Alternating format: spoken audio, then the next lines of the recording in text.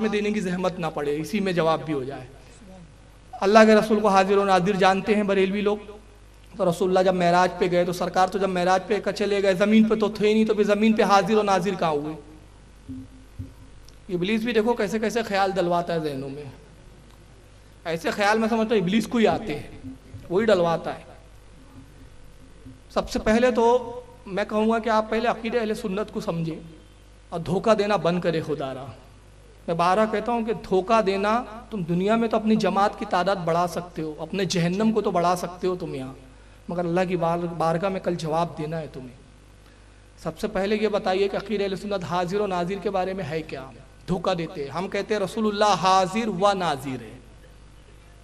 کیا کہتے ہیں ہم لوگ؟ رسول اللہ حاضر و ناظر ہے۔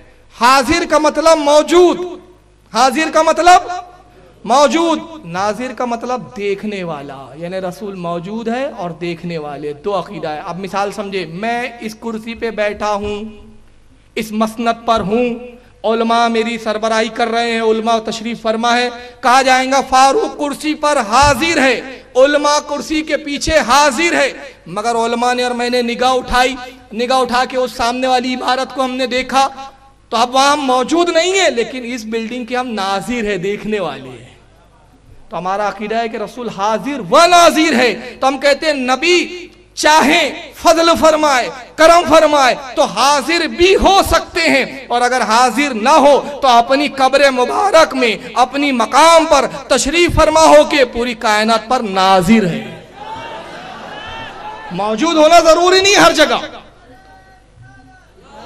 اب اس پہ جو تہمتیں باندھی جاتی ہے کہ بریلوی کہتے ہیں کہ رسول اللہ حاضر و ناظر ہے، تو کیا یہاں بھی حاضر ہے؟ کیا یہاں بھی حاضر ہے؟ کیا یہاں بھی حاضر ہے؟ بلکہ ایک بدبخت نے تو یہاں تک کہا کیا رسول اللہ نالوں پر بھی حاضر ہے؟ کیا رسول اللہ پاخانوں میں بھی حاضر و ناظر ہے؟ کیا ہمارے کس عالم نے کہا کہ حاضر ناظر کا مطلب یہ کہ ہر جگہ نہیں، اختیار ہے، چاہے تو ہر جگہ تشریف لائے، چاہے تو اس مجلس میں آ جائے۔ اسی لیے ہم کہتے ہیں سنا ہے ہر عاشق کے گھر آپ تشریف لاتے ہیں، میرے گھر میں بھی ہو جائے چراغا یا رسول اللہ۔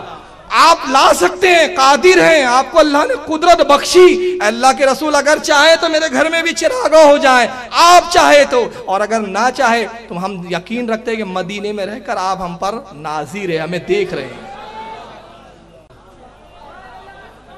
یہ حاضر ناظر۔ تو اب نبی معراج پر گئے، تم جب معراج پہ آسمان پہ پہنچے، پہلے آسمان پہ وہاں حاضر تھے مگر زمین پر ناظر تھے، دوسرے آسمان پر گئے تو نبی دوسرے آسمان پر حاضر تھے مگر پہلے اور زمین پر ناظر تھے، تیسرے پہ پہنچے وہاں حاضر تھے، باقی آسمان اور زمین پر ناظر تھے۔ تو نبی جہاں ہے وہاں حاضر ہے، اور جہاں سے سب کو دیکھے وہاں ناظر ہے۔ اور قرآن نے کہا ہمارا نبی مومنوں کے جان سے زیادہ قریب ہے، مومنوں سے قرآن کہہ رہا ہے۔